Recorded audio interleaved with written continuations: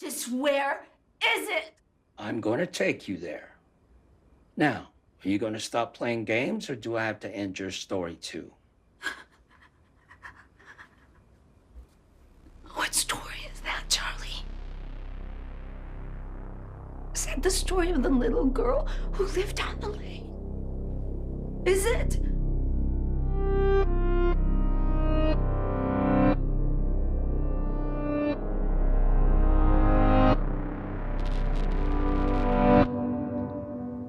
Welcome to Twin Peaks Rewatch. From Idle Thumbs, I am Chris Remo. I'm Jake Rodkin. On this episode, we are discussing part 13 of Twin Peaks: The Return. This part was written by Mark Frost and David Lynch. It was directed by David Lynch, and it first aired on August 6th, 2017. Maybe unless you were in Germany or one of these Sky satellite broadcast networks, in which case you may have gotten part 14, but we'll, I guess, find out what that's about some other time. Yeah. And although, Jake, I am thousands of miles away recording this episode remotely over Skype, nonetheless, it's just you and I together forever. It's true. Yeah. It has always been cool. It really has always been. On this episode, Cooper as Dougie is a hero to everybody, and Sonny Jim gets that gym set. Bad Coop shows Ray and Company who's boss and doesn't need any money. The Fuscos laugh it up. Norma has some disappointments in store. Sarah Palmer and Audrey Horne both seem trapped in their own circular nightmares. Nadine and Dr. Amp, née Jacoby, catch up, and the Roadhouse is proud to welcome James Hurley. There it is. And that's what happened. That is what happened on this episode of Twin Peaks. Indeed. I really liked this episode. Oh, good. Yeah. I also like this episode. Sorry, my brain was just stuck in a loop. There's been a lot of stuff sort of just on the fringes of many past episodes of just sort of questions in your mind of, am I being told these things in order? Have I already seen this before? That sort of thing. And this episode feels like it made it very explicit, or at least it had no hesitation in just diving headfirst into quite a few different versions of either time looping or the story being told out of sequence, or I guess if you were wondering if it was just you or if it was the show is happy to tell you that it's definitely the show. Mm-hmm, for sure. This episode was strange because it really concretized some of that stuff along totally different axes, right? I mean, on the one hand, it really seems as though we're being told this story in nonlinear fashion in the way that sometimes happens, right? Just in video storytelling, or I mean, any narrative storytelling. I mean, it's the timeline seems irreconcilable with the order that we're actually being shown events. For instance, Bobby's still referring to tonight as the same day they found the stuff from his dad, Major Briggs. That seems kind of hard to swallow in the context of what has happened over the last few episodes. There's Cooper, last episode, shown at home with Sonny Jim, while on the bookending episodes, he is on an uninterrupted bender with one day, like one night that went with the Mitchums. Yep. There are a whole bunch of things like that if we were to interpret these scenes in linear order simply wouldn't make any sense. And so the thing that one would assume is, okay, that is, nonlinear storytelling. Lynch is showing us these scenes not necessarily in the order they occur. But then at the same time, on top of that, we also have things like Sarah Palmer at home seemingly stuck in some kind of loop as the same clip of a boxing match loops again and again and again with some sort of very Twin Peaksy electricity that glitch discharge. And then we have a less literal but still very distressing and fractured scene in which Audrey seems like almost existentially trapped in some kind of... it's Existentialism 101, Chris. I'm sorry. Oh, that's true. That's true. I wasn't even trying to reference that. I know. Yeah, so there's a lot of different kinds of Yeah. I would argue even that maybe on an even wider arc, just the fact that Ed and Norma seem to be forever stuck in that same situation is a different version of commentary on life looping. I mean, even Shelley and Becky, like Shelley, Becky, and Bobby and Shelley. Yep. Yeah, Twin Peaks, the town, was home to a ton of different sort of ruminations on or presentations of time looping or sort of being trapped inside of a cycle this week. And sorry, go ahead. Oh, go ahead. Which episode was the one that was sort of captioned "Laura is the one"? That was within the last few episodes, right? Yes, I can't remember which one that was. It doesn't really matter, but that phrase makes me. It does feel, even though Laura is, I mean, in terms of her on-screen presence, has been a fairly minor component of this season. It does seem like, in part, what we're being shown is that there really is something that was irrevocably changed about the town of Twin Peaks at the moment of her murder, in the wake of her murder, or in the events leading up to her murder. And it almost feels like we're stepping back into this town 25 years later to see that it is like truly fundamentally stuck in some kind of situation that is distorting reality there, whether on a literal level or on some kind of very ambiguous metaphysical level. I have no clue what it means, concretely, but this episode really felt like it. It's hard to know for me how much of what we've seen this week, in particular, in regards to those feelings, are part of a grand thesis of the show, or part of the plot of the show, or David Lynch and Dwayne Dunham, his editor, deciding that this week's episode is the one in which they're going to ruminate on that using the footage of Twin Peaks: The Return in a way that they haven't before. Sure. Like, I think what you're saying about the thematic connections 100% are true, but how much the fact that we're being told the story out of time ends up mattering on a sort of more plot or traditional concrete way, I don't know if it will. I increasingly, I know that we have occasionally noted this throughout the run of Twin Peaks: The Return, but I feel it increasingly powerfully over the last few weeks. This really feels like a season that is designed to watch in quick succession, and to rewatch. Right? I mean, I really feel as though I'm going to get a lot more out of this watching it after I've already. Yep, seen same. It I've kind of been resisting rewatching mid-season episodes, although I'm tempted to. But I'm looking forward to actually just going back through and doing it. Yeah, and that's kind of an interesting thing to think about, because obviously when Lynch and Frost were conceiving the original run of Twin Peaks, that was in an era where there was no reasonable expectation that anyone would be able to rewatch it. Right. I mean, that wasn't something that you could do with television shows in particular, right? I mean, there was home video for movies, but that it wasn't really until DVD box sets that rewatching television became a thing, unless your show was syndicated or in reruns.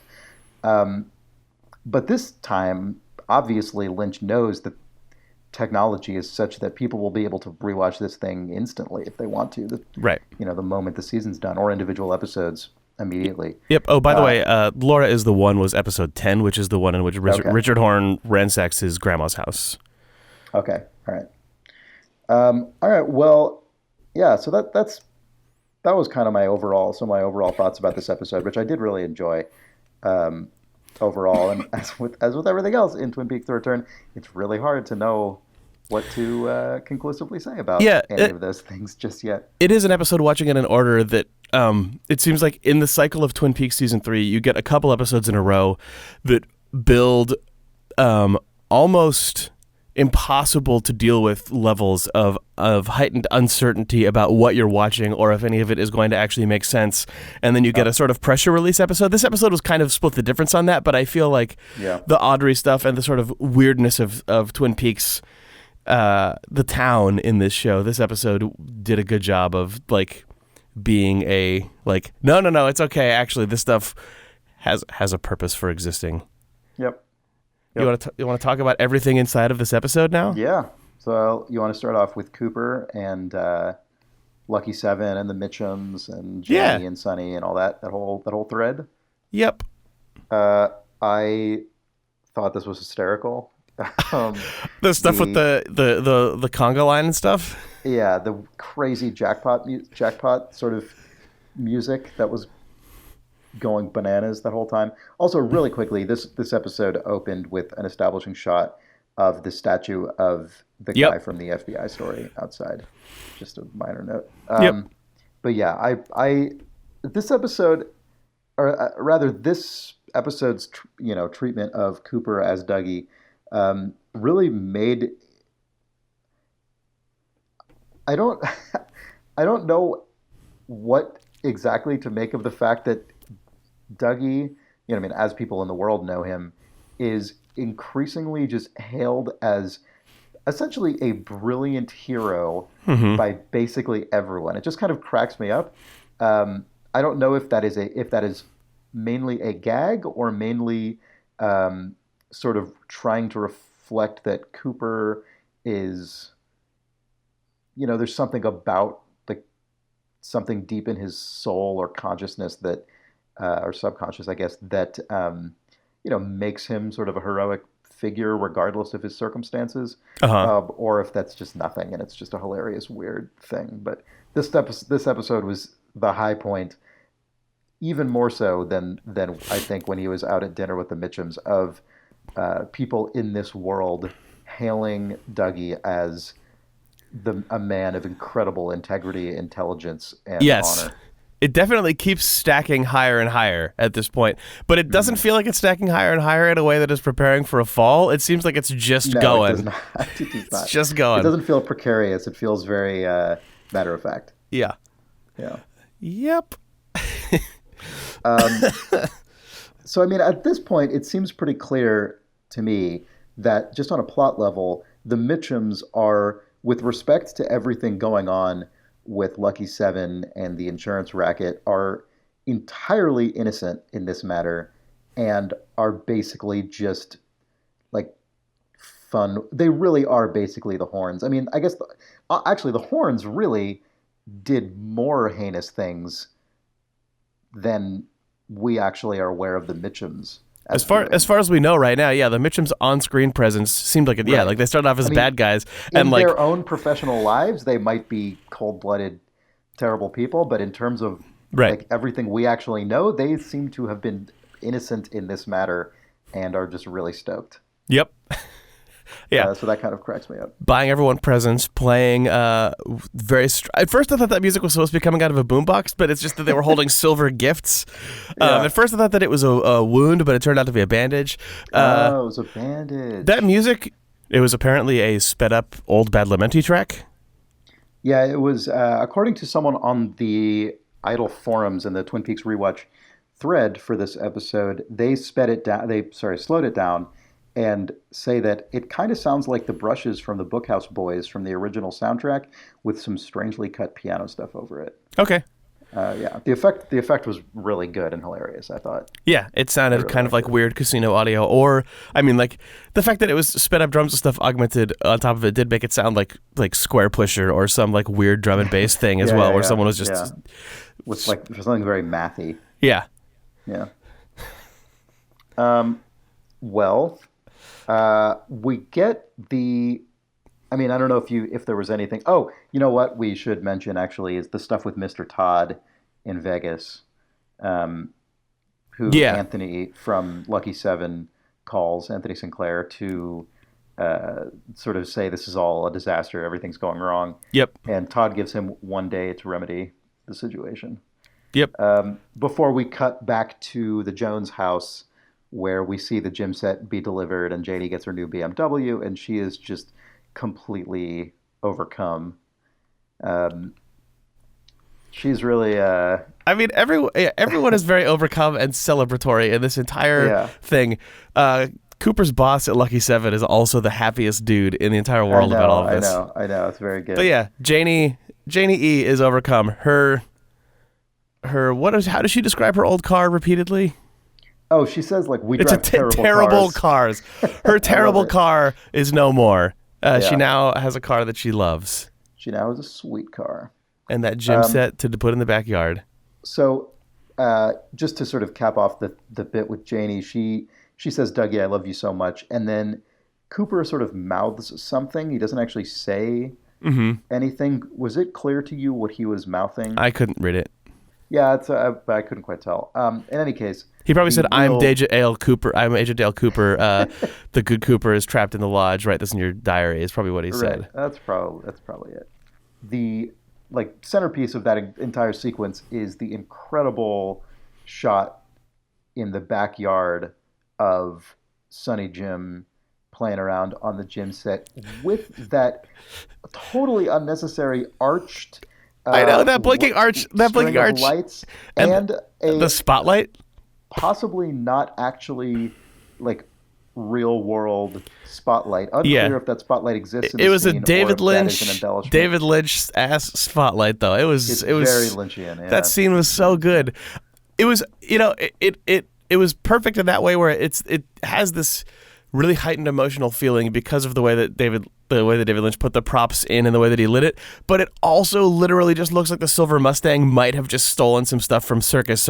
Like it also could just be like it's exactly the sort of decor that you would have as a casino. You would have weird blinky light signs, you would have like outrageous spotlights and like light rope all over the place where it's like just give him the real treatment, give him the Silver Mustang special. But also that was an incredible shot. Also with that music in the background, which was what? Do you remember what it was? I thought it. Sorry, what? I thought it was a piece from Swan Lake or Claire de Lune or something, but I like an arrangement or a cover of that. But I've completely now forgotten which actual piece of music it was. Yeah, I think it was Swan Lake. Okay. Which is the story of. I mean, Swan Lake, I guess, is told a lot of different ways, but always has an element where the lead character, the Queen of the Swans, Odette, there's either a sort of double of her or this other woman, Odile, who dresses up as her. They're often played by the same ballerina. So it's Twin Peaks appropriate. Body doubles, very much in the spirit of Twin Peaks, especially Twin Peaks: The Return. Yep. And also appropriate for a kid just sort of like magically dancing around on a gym definitely. set. I loved it. I loved that music box. I couldn't believe that their kid didn't have a gym set, so it's good that he finally got one. I was shocked as well. That was kind of really on my mind. What kid doesn't have it? Every kid should have a gym set. Yeah. I think so. Yeah, when I was watching this scene, it was also the first time this episode when I went, wait, what? They were literally playing baseball yesterday. Like that was the thing that just like right. Yeah. Drove it home. Like, geez, what? Like, yeah, that feels so. I mean, I don't know. I don't know what your thoughts are on this. I've seen people suggest, it's probably just a continuity error. I don't see how that's possible. The baseball scene? There's no way, given that we also, in the same outrageous. episode, had Bobby say, literally yesterday, or like he said earlier today. Earlier today. So yeah. I had seen people propose, well, we can talk about the Bobby thing when we get to it, but I had seen people suggest maybe what we're actually in store for is us spending a week speculating about time jumping all over the place and going crazy, but then it's going to be revealed that they just went to Jackrabbit's palace and found another dossier full of stuff, and that's what Bobby was talking about. But even that doesn't track entirely with that doesn't seem likely, with the other stories involving Shelley and Becky, and it just... everything seems out of sequence. Or even if that's true, the fact that it felt that way, this episode is still, I think, going to end up being meaningful. Even if literally the plot ends up lining up more tightly than it seems like it does right now. Mm-hmm. I think so too. But that Dougie Jim baseball scene just has no place, no matter what. Right. I mean, that scene is so short that it could have conceivably been put into a number of different episodes previously. Yeah. If continuity was the goal. Yep. Anyway, so we continue with Cooper as Janie drops him off at work at Lucky 7, and he just slams into a glass door. That was one of the best visual. Really sold that. Oh, it was so good. It's sold as hilarious. It's sold as like alarming and just as deeply sad that like the way that he the way that he sort of reacted to what. Oh, good. And also the sound design of that just clonk on the glass. Oh, so good, so good.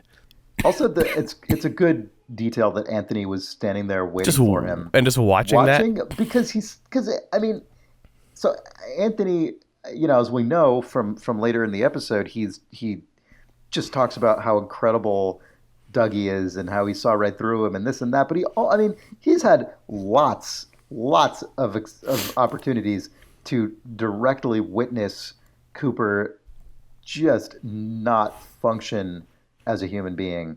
Yeah. So that's, I mean, clearly that is a really intentional way that Dougie is being depicted in this, or, you know, Cooper as Dougie is as someone who it's obvious to everyone that something's going on there. It almost seems to result in them mentally straining even harder to paint him as, I guess, sort of like a savant or just an incredible person. Yeah. Like it seems like they're compensating for what they're seeing with what the outcome of all of his semi-oblivious actions are. Yeah. Anyway, so yeah, I mean, there's the whole scene where he gets him the coffee and he tries to poison it, and after getting poisoned from a detective or something. That's true. We didn't talk about that. Yeah. I mean, whatever. I don't have anything really specific to say about that since it basically goes nowhere. It's anyway. One more example though of this show. This show's version of showing you the middle of someone's life is to just have them drop a bunch of proper nouns and interact with a character who we've never seen and may never see again. Yeah, it was one of those. I guess we should talk about. I mean, it depends if we want to talk about the Fuscos separately or as part of this, because there's a crucial Fuscos scene that's what leads into Anthony getting the poison. Yeah, we could talk about that. You want to talk about that real quick? Sure. I really like that we get like a minute of one of the Fuscos on the phone before revealing that they're talking to their mom. Yeah, so they're in fact the Fusco brothers, which is the name of it's a comic strip. That's a stupid newspaper comic strip. You're right. Oh my god. So this is like in the tradition of Ben and Jerry Horn, we now have the Fusco brothers. Yeah, it is very much that. Man, yeah, the Fusco brothers. That's that weird. It's the one with that weird style. Everyone's kind of just like hideous, like blob lines with big noses. Like they kind of look like the characters, though. They just kind of are men whose chins and necks melt down into their shirts. It's very appropriate with these police officers. Yeah, that's true. So they are speaking on the phone with their mother, and one of them is, and then in the background there's some kind of like, I don't know, a suspect or someone is struggling and screaming, and there's an officer trying to subdue them. There's just this like horrible situation, or not horrible. I mean, there's this sort of horrible / comical, I guess, situation. Playing out in the background. It's very, very, very Twin Peaksy. Yep. And then the most outrageous. So a lot of times in this show, I've seen various audience members and various critics say, like, Mark Frost and David Lynch are trolling us, or are playing with us, or having a laugh at our expense. And I've always felt like we're more being encouraged to go along with the joke, and I think this is the most extreme version of that scene. This cements to me that we're all supposed to be finding all of this a little bit entertaining. When the Fuscos come in and they're like, "Yeah, I guess he broke out of a maximum security prison in South Dakota a couple days ago. Also, he's a missing FBI agent," and then they're crumpling it up and throwing it in the trash. Yeah. Oh, my heart skipped a beat when they first said that. I was like, "Oh my god, it's gonna happen!" Oh no, nope. It is very much not going to happen, and it was again kind of a moment of relief for me of just like, okay, everything that is happening right now is aware of what it is doing to me as a viewer, at least when it comes to that sort of like just the frustration or the uncertainty that it's actually moving forward. Where they had a character come up with literally the linchpin of all of Cooper's weird backstories and then just crumple it up and throw it in the garbage. Dougie Jones is Mr. C, is Special Agent Dale Cooper. No. God, with their amazing just cackling. Yep. Laughter. That was so good. Yeah, I really enjoyed that. It's amazing how willing this show is to just, as those characters do, just dump things in the trash. Yeah. It's kind of incredible. Yeah. Anyway, so we can get back to, Anthony, you know, Was there a direct connection between those guys and Anthony getting the poison, or was it just all centered around police it didn't stations? seem like it. He just went through. He just went through the station and on his way to finding Clark, who, after he leaves, by the way, says, "I'll call Mr. Todd," who's just seems to be involved in many elements of this whole web. Yep.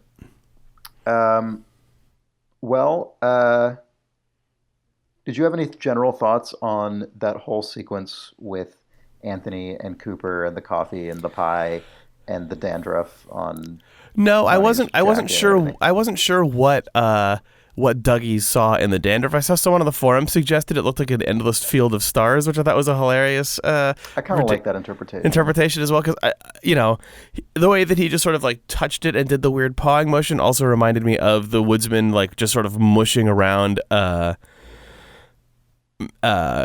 Coop, Mr. C, when he was shot, but like we're just this sort of like meaningless but also imbued with meaning sort of touching of a person's body.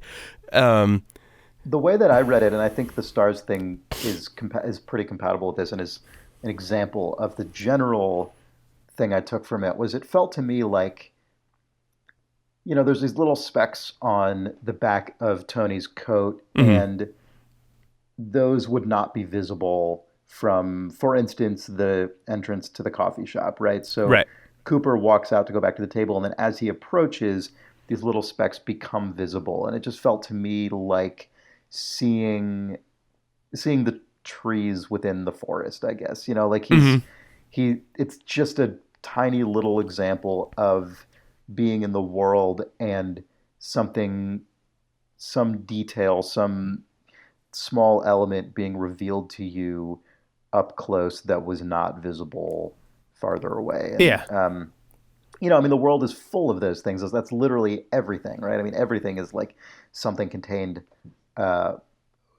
smaller things, but Cooper, as you know, in his sort of newly returned form, everything is still kind of wondrous to him. Like seeing that pattern in some dandruff on a guy's jacket is no less captivating and incredible than seeing the stars emerge in the sky, right? Because they're all new and kind of new relationships are being drawn in his brain still all the time. I assume that's what I figured.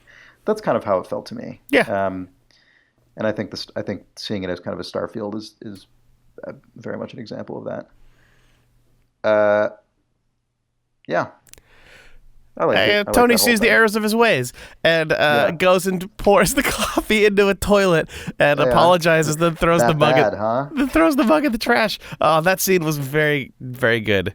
Yeah. That sort of like really flop sweaty slapstick behavior is something that I think Lynch is actually incredibly good at capturing, and it's not the sort of thing that people talk about when they talk about David Lynch and his aesthetic, but man, those moments always play so well in Twin Peaks and just in other things when he has that breadth of tone going on.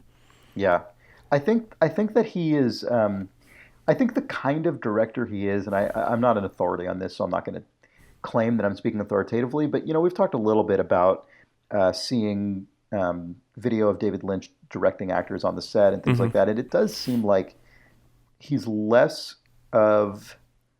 I mean, to me anyway, at least the end result on film, he definitely has his moments of individual people conveying really subtle interpersonal, nuanced emotion, but I don't think that's like his strength as a director. What does seem to be his strength is cajoling and pushing actors into situations where they are at the limits of some element of their psyche or their kind of mentality. And I mean, this sort of comedic flop sweat desperation, I think, is an example of that. It's just a more comic relief version of it than someone being like distressingly hysterical. But just seeing him on the set makes it seem like he's very capable of just continually like saying, okay, now you're even more in this thing. Now you're even more, push it even more. Almost reminds me of him, of Battle of Enti, talking about Lynch just cajoling him and saying, more, Angelo, more. Right. And that, to your point about him getting that out of actors not infrequently, that to me feels like an example of his ability as a director to like really push actors to the edge for many different end results, many different ends. Yep. But I also enjoyed it, and I guess to the point I was just making, I thought that stuff was more convincing than, for instance, when he was blubbering to Bushnell about Dougie, and that stuff felt slightly artificial to me. I liked the degree of his confession, and to like his desire for reconciliation was like basically, I got to change or die. I agree, and I think it ultimately worked for me anyway, and did not suffer as a result, because the situation that he's blubbering about is one that is so outrageous and comedic and ridiculous, right, by design. So that all worked for me anyway. So I mean, maybe that was even intentional. It wouldn't be a surprise. Who knows? Yeah, who knows? But yeah, I enjoyed all this stuff. It was interesting also that Bushnell points out that Dougie also implicated himself, which is interesting. It makes me wonder if, pre-Cooper, it's been so long that we've now spent with Cooper as Dougie, and I don't remember all of this stuff when Cooper had just arrived and was in the office for the first time. Oh, I can't remember if Tony was like insinuating they were in league. That kind of rings a bell for me, and I haven't gone back and rewatched that material. Yeah, but I can't remember, and I definitely don't know if Dougie was somehow in league with or a patsy of Tony. Yeah. I mean, it feels like Dougie was in a bad place when Cooper popped into his life and replaced him. Yeah, he was in debt for sure. Yeah. Yeah. So it seems like he probably had some kind of skin in that game. But he's obviously more than redeemed himself at this point. So anyway, Tony offers to testify against Todd, and then there's these like two other cops who are worse than Todd. Do we know who those are? Is one of them the one with the poison? Who maybe it was that mustache. Todd? Yeah. Yeah. Who knows? All other good details in that scene include Dougie saved my life. Thank you, Dougie. And then Cooper saying, Thank Dougie. Thank Dougie. As though he's like rubbing it in. I know. There was the other one of those was way earlier in the episode with the Mitchums when they said, Dougie, you might want to call your wife. And then he went, wife? And then everyone cracked up like, classic. Oh, God. But thank Dougie. Like, yeah. Give it. And then he does. He starts like groveling, basically. Yep. Yeah, he ends up saving Tony as well because Bushnell was going to just take him down. What a great guy Dougie is. He's just wonderful. He's just such an amazing person. I think that was it with that whole thread. Yeah. We already talked about the Fuscos. Do you want to talk about the double R? Yeah. Actually, hold on. Sorry. Did you mean to talk about Bad Coop before we got there? Did you skip I totally did skip it. Sorry. Yep. So let's talk about the other Cooper. Let's talk about Bad Coop. Oh, man. He's pretty bad. But he is good at arm wrestling. Yeah. This was a sequence where, on the one hand, it was incredibly obvious what was going to happen, and then it did. Like, it was, you know what I mean? There was nothing surprising about the fact that, like, everyone assumes he's going to eat shit, and then he doesn't, and he kicks the guy's ass. Like, all of that was just exactly what I expected to happen, but it was still fun to watch it. All the stuff sort of on the periphery of it was surprising. They're like Richard Horn showing up and what ends up Richard happening Horn ultimately to Red as a result of it. Like, I didn't, how big that was TV was. Amazing information was revealed, definitely. Yeah. And also just really good directorial touches throughout, like the money guy. And The money guy was great. The aesthetic of all of those criminals was very good. It was basically like every possible type of criminal who could ever appear on Twin Peaks or basically any TV show. They all actually just come meet in this room, and they're all subservient to that one arm wrestling guy, it turns out. So it's like some of them were kind of evocative of the Woodsman, but then some of them just looked like there was a business guy. There were like biker guys. There's like sort of just roughhousing dirtbag white trash guys. Just whatever kind of criminal you've got, including money glasses man. This was something that felt very, very, very, very much in line with a lot of David Lynch's work. So the way that the arm wrestling boss is introduced is, one of his henchmen saying, "This man's a boss," because no one can beat him at arm wrestling. Right. That is such a ridiculous, schoolboy absurdity. I mean, the thing that it brings to mind for me in terms of Lynch's work generally is this incredibly intense marriage of utter sort of naivete, sort of just a ridiculous version of how crime works. Like nothing would work like that, right? It's so childish and absurd, but at the same time, there is incredibly intense violence and, scenes that are in no way kind of childlike or silly. I mean, and that to me really, really feels like a big part of David Lynch's sensibility. Is this simultaneous kind of classic, kind of old school Americana, even just the crime version of it. This sort of hilarious, crime guys hang out in a warehouse and arm wrestle to be the boss. Yep. But also intense, ugliness and unvarnished violence in reality is allowed to just punctuate it in an incredibly intense way. Yeah, the sense of intense menace and Velvet, I was like, that's like the whole movie. Yeah, I don't think that this scene pulled off the sort of undercurrent to the degree that a lot of other Lynch stuff, including other Twin Peaks thing, do. That wasn't really what it was doing. Yeah. Until the very end when Cooper just punches the guy in the face and then just shoots someone in the leg and all that stuff. But it didn't have that sort of like dual channel feeling. It didn't have this sort of sinister. And I couldn't tell if it thought that I couldn't tell if it thought that it did or if it just was intended to be lighter. I don't think it was intending to. I think it felt to me like it was intending to be exactly what it was on its face and then blindside you with brutality. Yeah. Yep.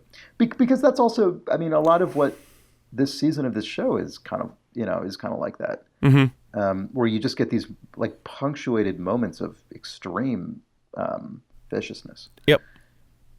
This one was more wacky than some, right? Because of just he gets his eyes punched out, which is just not. It seems like Cooper just like punches his face in. It was just disgusting.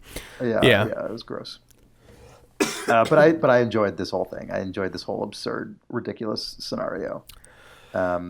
Including the incredible length of time Cooper spends playing with this guy, which, we know is going to happen, but then probably because we know it's going to happen, Lynch then extends it even further to a degree that we would not have expected. And then concludes it by declaring, "Gimme some cell phones." Yep. Which I just love. There's just such good lines in this ridiculous scene. Yep. Anyway. And then I liked it. And then he shoots Ray in the leg and demands that he expunge all lore. Yes. Before being asked, after being asked by Glasses Guy, "Do you need any money?" Need any money? No. No. And then he leaves. I like that guy's like, This is my role in this organization. I'm going to discharge my duties to the new boss before taking my leave. Yep. Like that's how I interpret it anyway. Oh yeah, Like, that's what it felt like too. Where it's like everyone else Yeah. here is just here to punch each other and stuff. Yeah. Let me just keep my side of the street clean here. Money guy, don't need money for money guy. Great, good. I'm out of here right All right, now. peace out. Yeah. Very, very good. Yeah. So anyway, we learned that Philip Jeffries told Ray to kill Bad Coop, set up that whole prison deal. Which The is prison what double allowed cross, yeah. Ray to attempt to kill Bad Coop. Jeffries, or whoever the person is who claims to be Jeffries, also gave him that Owl Cave ring. Which he didn't actually put on Bad Coop, did he? I can't No, remember. he clearly did not, because he why? still had So it. He fucked up. He probably could have taken care of Coop had he done that. It seems so, because it now seems that the codified role of that ring is it makes you disappear into the lodge if you die. That seems, which seems like a very simplified version of the sort of possibility space of meaning that ring had in Fire Walk with Me. But now it seems like it might just be a teleporter. Yeah. Which Yeah, we've seen that happen twice now. right? Because Dougie had it. Yeah. Which I guess means there's either more than one of those, or it went into the Red Room, then came back out and was given to Ray. I assume the latter. We don't know by means that happened. Philip But Jeffries, yeah, but Philip, right? I mean, Philip Jeffries is clearly deeply, like, conversant in all this stuff. yeah. Yep. And we see, I mean, when it appears back in the Red Room, we see the arm of who I assume is Mike. Yeah. Put it on the Formica table. Putting it back on the table. Yeah. On what I assume is the Formica table, which again doesn't mean anything. Like it's never been presented as a concrete thing other than just an image that was mentioned by name in Fire Walk with Me. Yep. Yeah. And then Cooper also asks about Briggs. Yeah. Which Ray does not have an answer to. Yep. And then Ray says after Ray keeps sort of saying. By the way, Ray got the ring from a guard. It just occurred to me. So it's like we don't know by almost what certain means. Yeah, but it's almost certain to me that Philip Jeffries delivered it because Philip Jeffries set up the whole prison deal. It just seems yes. That just seems like that a given. That all seems correct. But we don't know what the motivations of any of these characters is very unclear because like when Dougie disappeared and had the ring on, and then Mike pocketed the ring and pocketed the little glass or the little brass ball that Dougie turned into. All of our thoughts at the time were, oh, that must mean that Bad Coop, when he came out of the lodge at the end of Twin Peaks Season 2, he must have gone and taken the ring from the nurse or from Annie or whoever it was that had the ring, and he must have kept it and put it on Dougie's hand after he brought Dougie into the world, blah, blah, blah, blah, blah. You know, like the story felt very cleanly, this is the work of Doppelganger Cooper / Bob, but now it seems like that might not be the case, and the ring has made multiple trips back and forth into that other world and all this stuff. Like what seemed like a very simple, quote unquote, simple using the logic we already know of Twin Peaks setup has become more complicated now for reasons that we have no understanding of. All right. Well, do you want to discuss the double R? Let's talk about the double R. This was felt like very, very, very classic Twin Peaks stuff to me. The stuff with Shelley talking to Becky? Yeah, Shelley talking to Becky, that was pretty quick. I guess I'm more that. Yeah, although that stuff was nice. It was nice to see the turn from sort of Shelley being distracted to the like, oh man, my daughter really needs me right now, into just great kind of parent mode, and how much that picks Becky up. That was really nice to see. It made me the cut from that scene to the stuff with Norma and Bobby and Big Ed. They almost felt like two different moments that happened to be edited back to back. Like there wasn't a lot. I mean, them both appearing in this episode was another time when I couldn't tell if I was actually seeing two moments of the same night in the double R. Oh, interesting. I didn't really have that sensation. Or if I wasn't, because Bobby comes in and he's looking for Shelley, and Norma says Shelley's not here, but the last thing we saw was that Shelley was there talking to Becky. Yeah. And it made me wonder, because of the sort of discontinuity that we've seen in this episode in terms of how things looping up and things not taking place at the right time, I looked at that and went, geez, was that related to the stuff that we saw? Are we going to see Becky actually come in for that ice cream at some point, or did we already see it? Anyway, Yeah. not that it really matters, but Sure. it didn't all feel. It felt like there was not even a firm line connecting these two double R scenes. Right. No, that's an interesting point. Yeah, it didn't even occur to me at the time. But whatever, Big Ed. Yeah, the Big Ed and Norma stuff was so heartbreaking. It felt so in line with classic Twin Peaks. I know. Well, you've shipped Norma and Ed basically as much as you personally could ship anyone, basically for the entirety of Twin Peaks. Yeah, no, they're my favorite.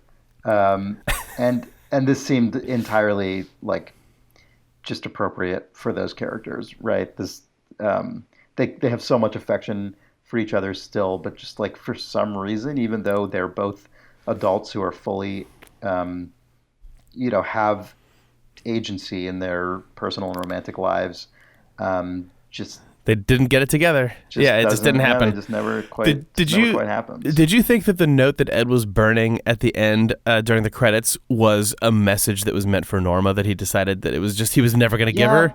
That's what it read as to me. What I thought, but it's hard to know. But that's emotionally. Maybe it was a piece of paper that said Dougie Jones escaped from a maximum security penitentiary and is an FBI agent on the lam. Yeah. He was mailed that and went, "What is this?" And then threw it away. Yep. The guy, specifically the guy that Walter? Walter, the guy Norma is going out with and is extending the Double R franchise. That also just seemed like the most Twin Peaksy thing ever, right? Like going back to the he's obviously not the same kind of character as Hank in terms of his job, but like he just feels like that kind of like Hank, or the guy who marries Norma's mom. Like it just feels it's totally hard consistent in the line Yes. of kind of just sleazy guys who come into the It seems like this is it seems like he is the least on his face taking advantage of Norma, but it's also very easy to not trust that he is 100% genuine and that he's not in some ways taking advantage of Norma. It's different, right? I mean, he's not taking advantage of Norma in terms of like extorting her or deceiving her, but he's absolutely he's asking her to compromise her business. In just as significant a way to her, because he's actually changing her own, like he is sort of corrupting might be too intense a word. He's saying give things up that are valuable to you for me. And principles. Give things up that are important and meaningful to you for me. And I'm telling you that it's going to benefit you.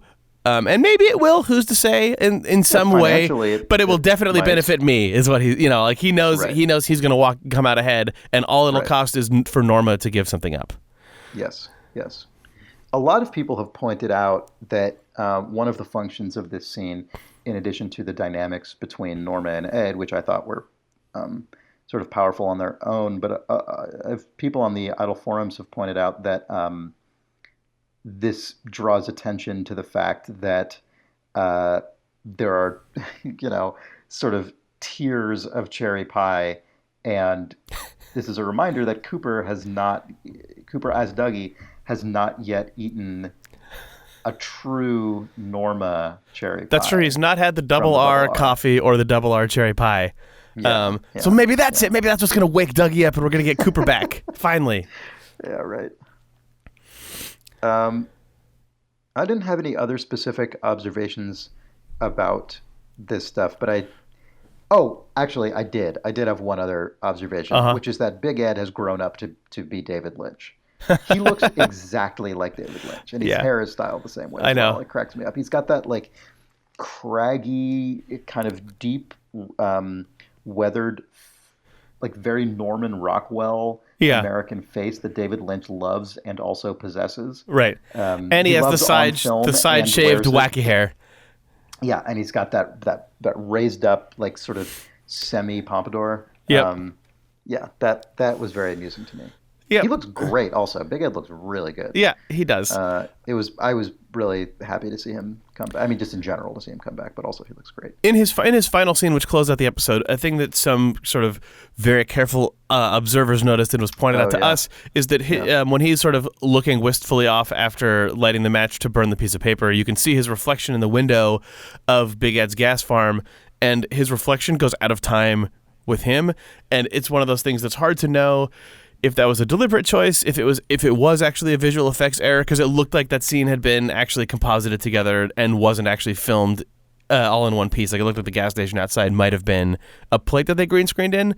But even whether it was deliberate or not, as sort of the final moment of this episode that has had so many temporal disconnects, it seemed fitting. Yeah. Yep. Well, so on that note, you want to talk about Nadine and Jacoby, and then go from that into Sarah Palmer, because that is the order. That is the order in which those things happened, and it seems like that order felt very good. Yeah, I agree. So Nadine and Jacoby is pretty straightforward.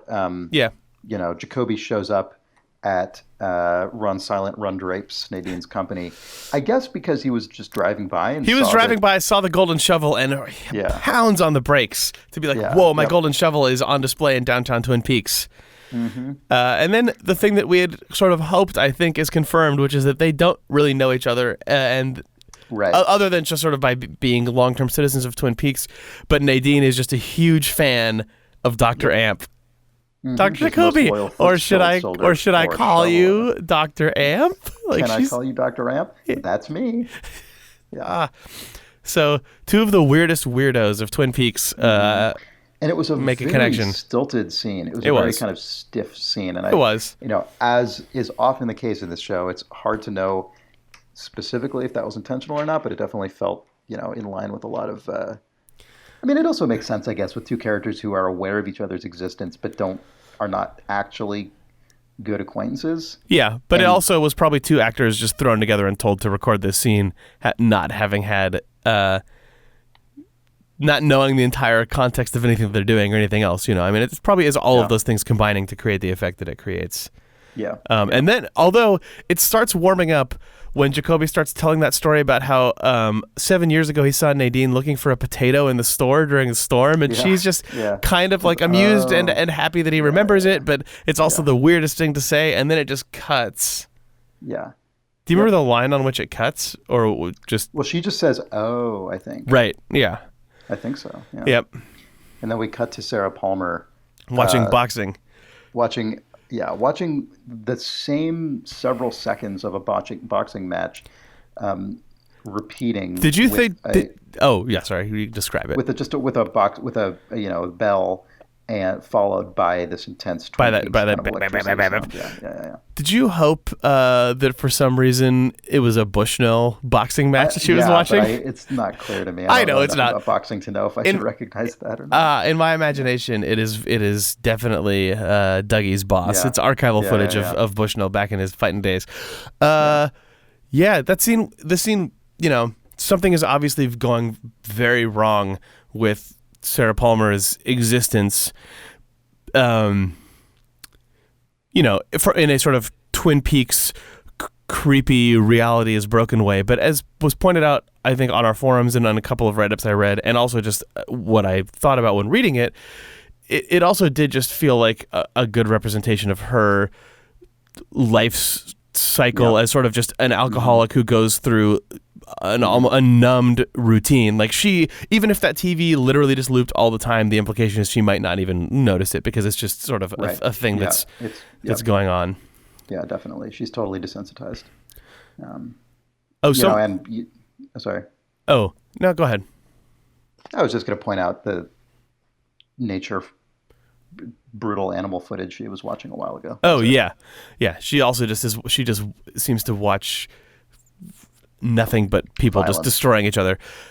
Someone on the forums also had pointed out that this scene showed Sarah drinking her Bloody Marys and then running out of mix, which also could mean that this scene actually is intended to take place before the scene that we saw last week of her going to the store to buy new vodka and Bloody Mary mix. Or she just burns through it all the time. Yeah. But also we just have no idea what the time scale is either. Yep. It was a it was a good scene. That scene it was good. It was a very good scene. Yeah, she's great. That scene cuts to Audrey and Charlie in a scene that to me felt like I mean, this scene really worked for me in a way that it was hard for last week's to just completely. I feel like we sort of surmised last week that maybe some of what was explicitly going on in this scene was going on. Like, you know, it felt like she was maybe being gaslit, or like their conversation was sort of a trap in this loop, or like what was going on. It felt like some sort of emotional torture that bordered on being unreal. And then in this episode, that all just like ratcheted way up. And yeah, as you said, felt more just sort of complete and like a digestible version of it. Yep. Yeah, I thought this was incredible. I thought it was amazing. And I mean, so she, you know, lines she says include, I feel like I'm somewhere else and like I'm somebody else. Have you ever felt that? I'm not sure who I am, but I'm not me. And then what's interesting is that Charlie starts telling her, like, he says to go to the Roadhouse, which is something he was not encouraging of before, and then says, like, we're going to, you know, then he sort of indicates that they're going to do it together. Like, he's going to take her there. And like, she already knows where it is. Can't you get there? But then he says, like, I'm going to take you there. And she doesn't. He ends up then getting her almost to a point that she doesn't want to go anymore, I think. Right. Yeah. Like, he is constantly taking her down a path and then pulling the rug out from under her and causing her to question her own. Yeah. The circular and circuitous manipulation of her and just her bewilderment by all of it, where she has these wants and these needs, but she doesn't have enough specifics to act on them. It does not feel real. It's which isn't to say that it's explicitly in the sort of plot of the show not real, but it is such a heightened, like, both simultaneously like heightened and suppressed space that we're watching. It just it hurts to watch it happen. Definitely. And part of what made this scene work so well for me was the transition from this kind of like ambiguously distressing sort of gaslighting and circuitousness into something very, very sinister and chilling when Charlie says, are you going to stop playing games, or do I have to end your story too? Right. Which is so threatening. And what does that mean? Like, is he threatening to murder her? Is there something like... Right.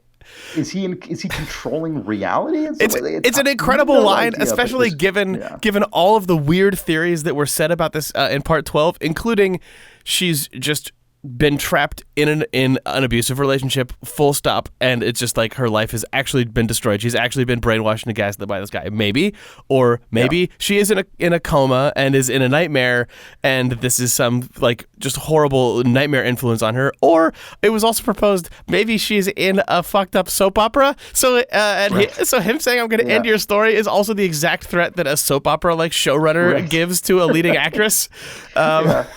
It was, it just had so much it was like an undercurrent of just menace to it. It was.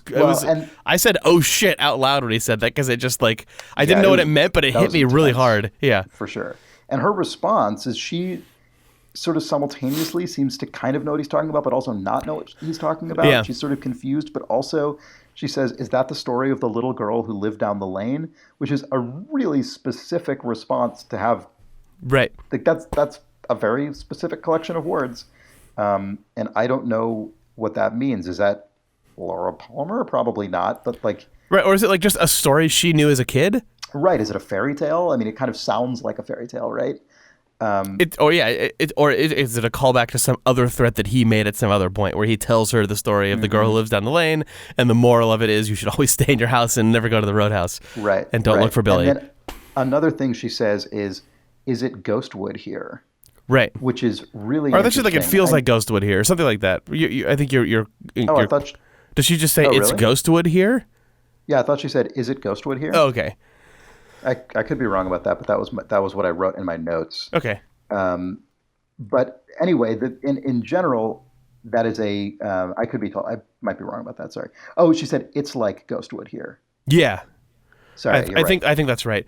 Yeah, so which she says it's like Ghostwood here, which is interesting because so some people have used that as a suggestion that she may in fact still be in the coma that she was in after the explosion at the end of the original run of Twin Peaks. Because the reason she was in the vault when it exploded in the first place was to protest the Ghostwood development. Yeah. What's interesting about that to me, though, that makes me think like that doesn't quite add up to me, is that Ghostwood wasn't complete at that time. Like if someone says it's like Ghostwood here, it kind of suggests she has actually been in Ghostwood or like knows what it's like, which was not the case at the time the explosion happened. Ghostwood was still, a plan rather than a place. Right. Unless she's referring to the situation surrounding it, which is a thing that never gets done mean, and sort of ruined everyone's lives like and the blah, blah, blah. Ghostwood thing. Yeah. I don't know. It was just, so it was, again, like on a completely different sort of axis or place. It was a shock to hear her just in the middle of a sort of frantic sentence drop the name Ghostwood. Of like, what?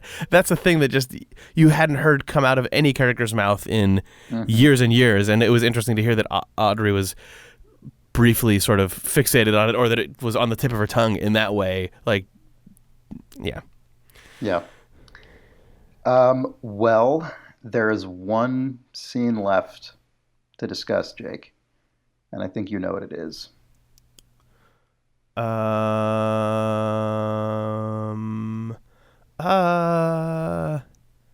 Oh, you're of course referring to the assassins driving through Provo, Utah. I forgot about that entirely. Yeah, they go through Utah and talk about Mormons. Yeah. Anyway. Which then leaves us one true final scene. It's really a bummer that Audrey didn't make it out to the Roadhouse tonight. Yeah, she missed an incredible performance. Ladies and gentlemen, the Roadhouse is proud to welcome James Hurley. I couldn't fucking believe this shit. I couldn't believe they used the exact same recording. What the hell? That was unreal. Was it the same recording? I thought that it was, but I was it not? It had to be. Like that falsetto, hilarious voice. It sounded like the same recording to me. Wait, so does that mean that if they used the same recording, that means that Lara Flynn Boyle's voice appears in Twin Peaks: The Return? I guess, assuming she was actually the one who sang it. Yeah, it's hard to know. Recorded the background. Maybe they had the master tracks and they re-recorded the background singers. Or they just sounded like they might have been different too. Or they just re-recorded it. Maybe that guy can just hit that falsetto every time. It sounded exactly the same to me, but it may well have been a new recording. I don't know. In any case, they used all the same hilarious echo effects and reverb and all that shit, and it was really ridiculous. I was so happy that was so ridiculous. That showed up. I mean, it was the stupidest thing, but it was so good.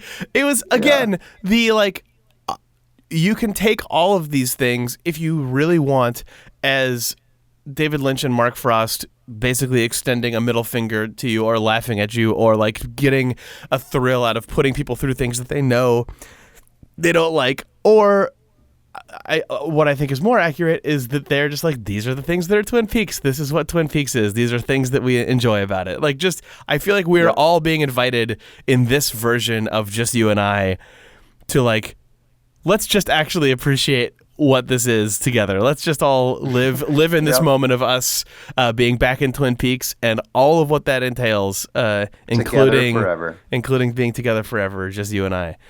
Yep.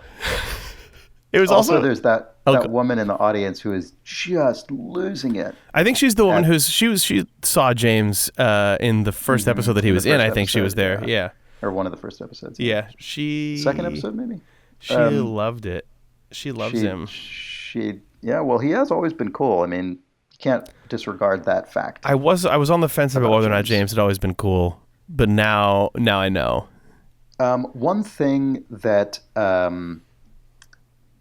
I want to just point out really quickly is that there's a very conspicuous tattoo on that woman's arm, which I believe reads 7663. That is a tattoo that actual actress just has. It's her grandparents' anniversary date. So it probably should not be read into in terms of Twin Peaks substance. Yep. It's equally possible that David Lynch backported something from that tattoo existing into the world of Twin Peaks. Right. Because he liked the tattoo.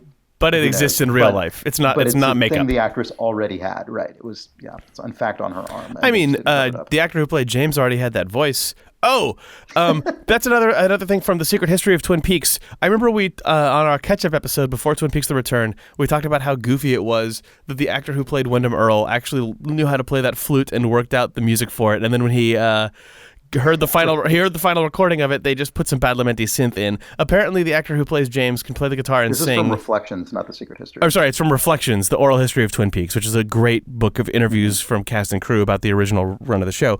The actor who plays James can play the guitar and learned this song, and apparently the same thing happened where he's like, oh, I went in, and then Badalamenti had already just recorded it. The end. So anytime any actor tries to learn how to play music to show up in the show, Badalamenti just goes, well, and just does it himself. Yeah. So, Yeah.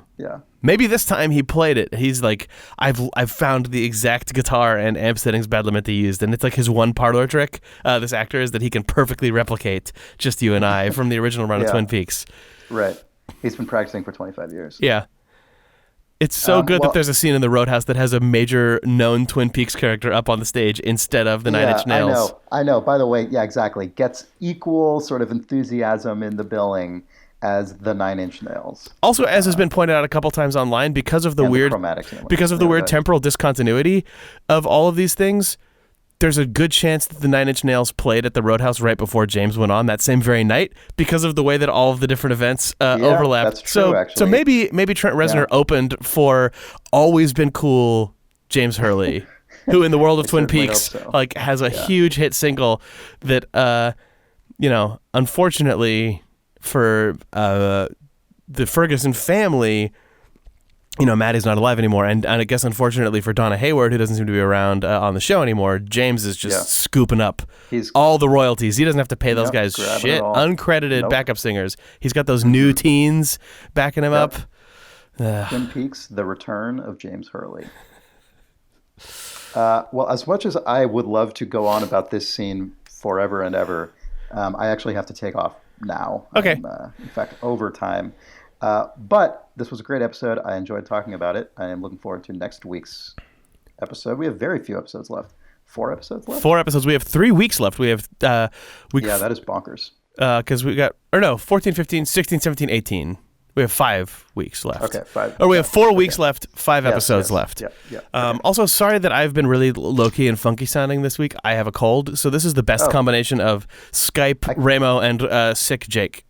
I couldn't even tell because I'm getting a tinny version of you over a phone. So oh, man, the people who listen to this podcast are probably just going to have heard me coughing and sniffling up a storm. So I'm sorry, humans who listen to this podcast. Feel better. Jake, both you and I are going to be in Ireland as of next week. Oh, so just you and I. Next week's just you and I are going to be in Ireland next week. So together forever. So that episode might be late. I suspect that episode's going to be a few days late, in fact, until we're both back in San Francisco, because I don't think we have any way to do this remotely in a way that is going to be even There's no vaguely point. Good. So look out for that mid next week. And then until then, you can send us email at twinpeaks@idlethumbs.net. Our website is twinpeaksrewatch.com, where you can subscribe to the show and find all the places that we reside online. If you want to discuss the show with other people watching it, you can go to twinpeaksrewatch.com, and every episode has a link to a forum thread with lots of really in-depth discussion. And we put up those episode threads before, immediately after the show airs. So next week, even when you're waiting a few days for our episode, you'll still be able to talk about it with other Twin Peaks fans. And those are really fun, good threads with tons of activity and really good information. Anyway, all that, twinpeaksrewatch.com. And for Idle Thumbs, I am Chris Remo. I'm Jake Rodkin. We'll be back next week. Bye. Yep. See ya.